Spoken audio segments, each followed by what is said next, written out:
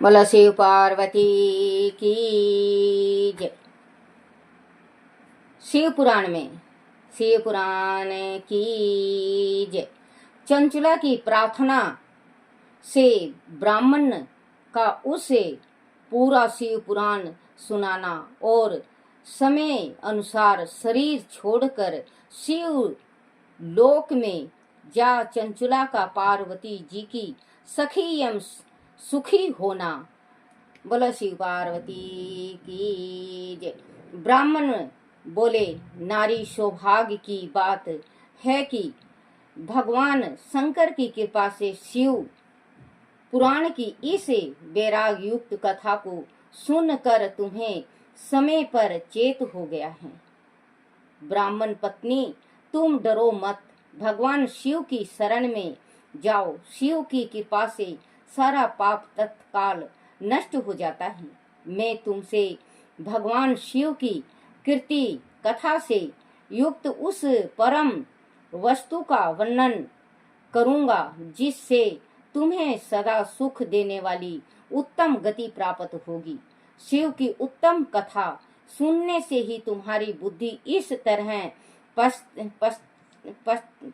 पश्चाताप से युक्त एवं शुद्ध हो गई है। साथ ही तुम्हारे मन में विषयों के प्रति वैराग हो गया है। पश्चाताप ही पाप करने वाले पापियों के लिए सबसे बड़ा प्रायश्चित है। सत्य पुरुषों ने सबके लिए पश्चाताप की को ही समस्त पापों का शोधक बताया है।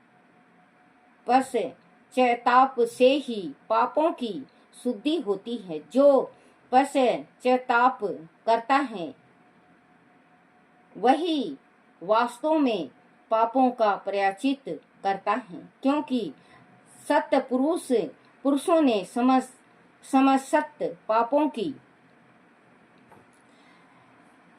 शुद्धि के लिए जैसे प्रायश्चित का उपदेश किया है, वह सब पश्चाताप से संपन्न हो जाता है। जो पुरुष विधि पूर्वक प्रायश्चित करके निर्मल हो जाता है पर अपने कुकर्म के लिए पश्चाताप नहीं करता, उसे प्रिय उत्तम गति नहीं प्राप्त होती।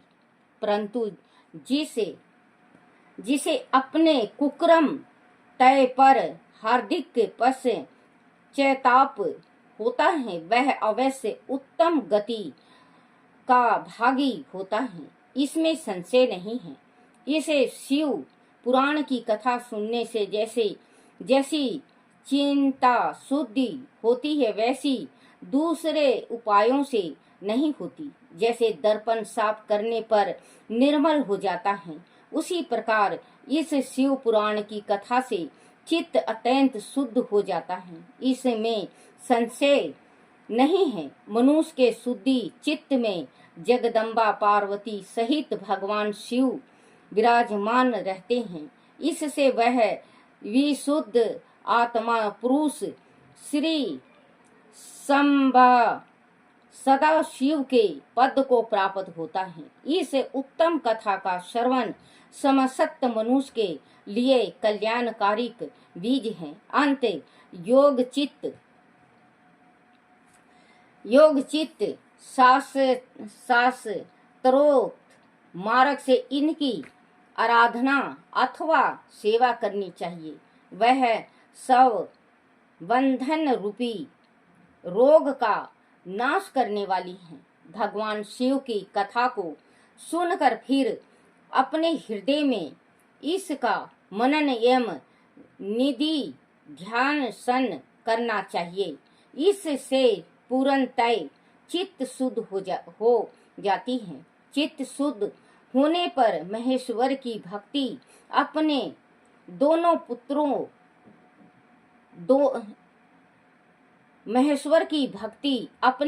पुत्रों ज्ञान और वैराग के साथ निश्चल ही प्रकट होती है। तत्पश्चात महेश्वर के अनुग्रह से दीप मुक्ति प्राप्त होती है। इसमें संशय नहीं है। जो मुक्ति से वंचित है उसे पशु समझना चाहिए, क्योंकि उसका चित्त माया के बंधन में आसक्त है। वह निश्चल ही संसार बंधन से मुक्त नहीं हो पाता। ब्राह्मण पत्नी, इसीलिए तुम विषयों से मन को हटा लो और भक्ति भाव से भगवान शंकर की इस परम पावन कथा को सुनो। परमात्मा शंकर की इस कथा को सुनने से तुम्हारे चित्त की शुद्धि होगी और इससे तुम्हें मोक्ष की प्राप्ति हो जाएगी। जो निर्मल चित्त से भगवान शिव के चरण बिंदों का चिंतन करता है उसकी एक ही जन्म में मुक्ति हो जाती है। यह मैं तुमसे सत्य कहता हूँ। सूत जी कहते हैं, सोनक इतना कहकर श्रेष्ठ शिव भक्त ब्राह्मण चुप हो गए। उनका हृदय करुणा से अर्ध हो गया था। वह शुद्ध चित्त महात्मा भगवान शिव के ध्यान में मगन हो गए।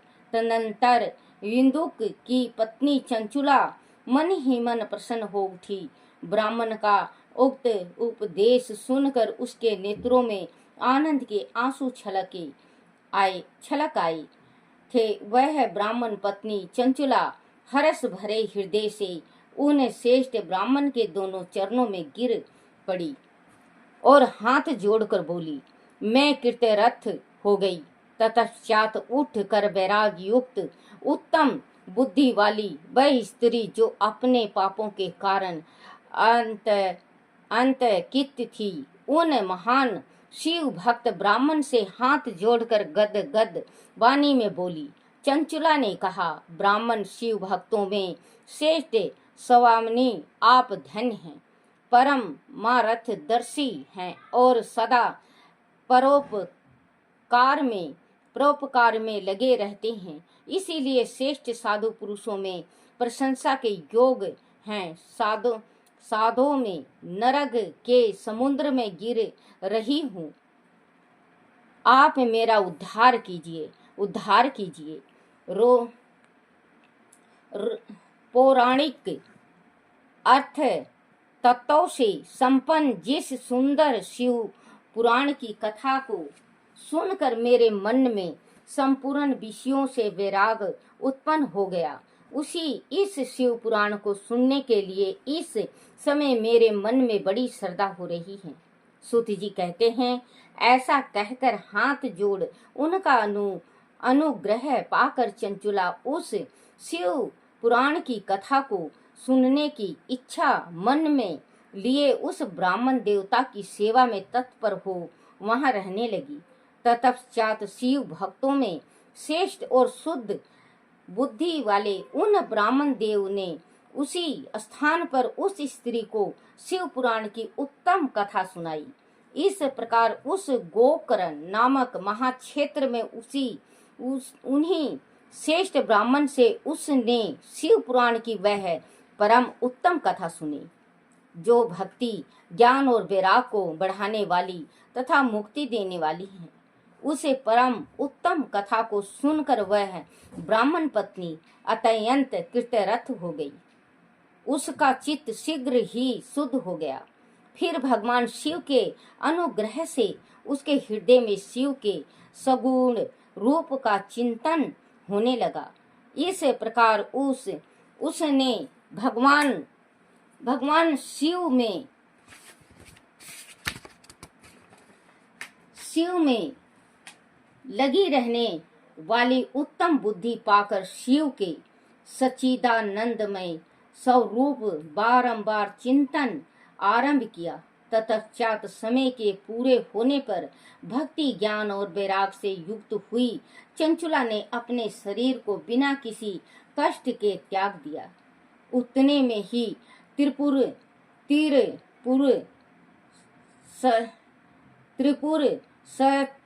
शास्त्रु भगवान शिव का भेजा हुआ एक दीप विमान द्रुत गति से वहां पहुंचा जो उसके अपने गणों से संयुक्त और भांति भांति के शोभा साधनों से संपन्न था। चंचला उस विमान पर आरूढ़ हुई और भगवान शिव के श्रेष्ठ प्रसादों ने उस तत्काल शिवपुरी में पहुंचा दिया। उसके सारे मेल धुल गए थे। वह दीप रूप धारणी दीप गणा हो गई थी। उसके दीप अवैध उसकी शोभा बढ़ाते थे। मस्तक पर आधा चंद्र का मुकुट धारण किए वह वैरागी देवी शोभाशाली दीप आभूषणों से विशोभित थी।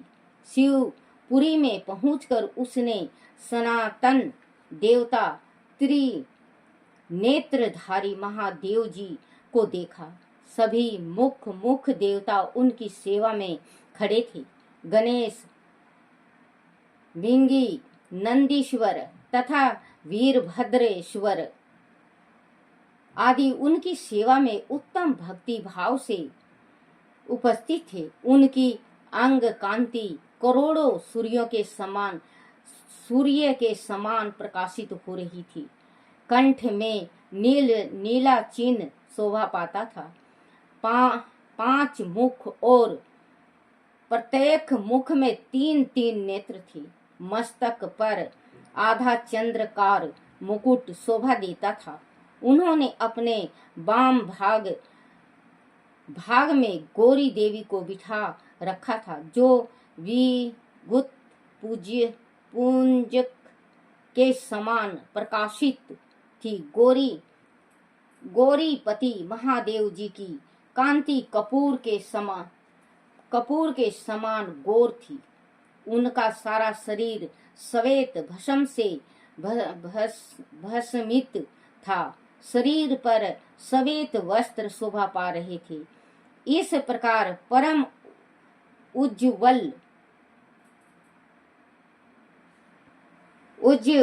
भगवान शंकर का दर्शन पाकर वह ब्राह्मण पत्नी चंचला बहुत प्रसन्न हुई। प्रयत्न प्रतियुक्त होकर उसने बहुत प्रसन्न हुई। अत्यंत प्रतियुक्त होकर उसने बड़ी उतावली के साथ भगवान को बारंबार प्रणाम किया। फिर हाथ जोड़कर वह बड़े प्रेम, आनंद और संतोष से युक्त हो विनती भाव से खड़ी हो गई। उसके नेत्र से आनंद के आंसू की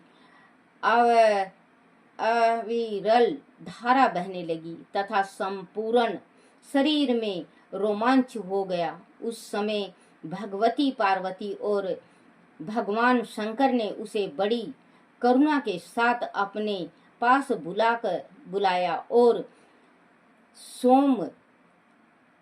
सौम्य दृष्टि से उसकी ओर देखकर पार्वती जी ने प्रेम पूर्वक अपनी सखी बना लिया।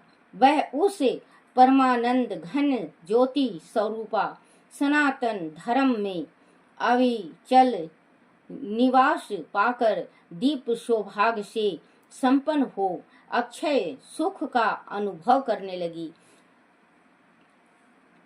बोलो शिव पार्वती की जय, शिव पुराण की जय हो।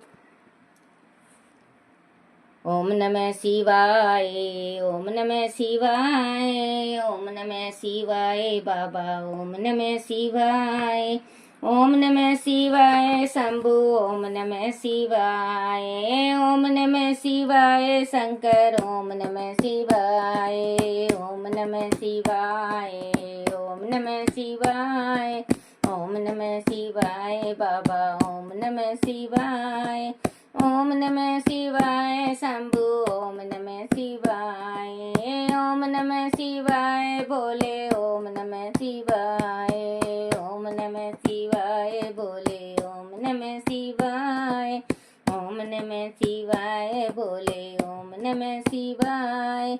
बोले शिव पार्वती की जय।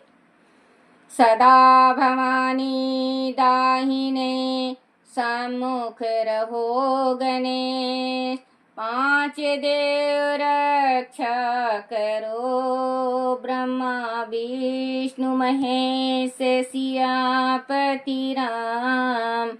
जय जय राम मेरो मन बसियो सीताराम। बोलो शिव पार्वती की जय हो। ओम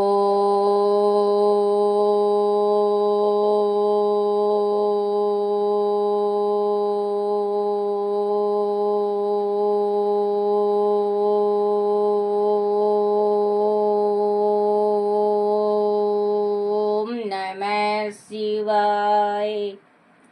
जय।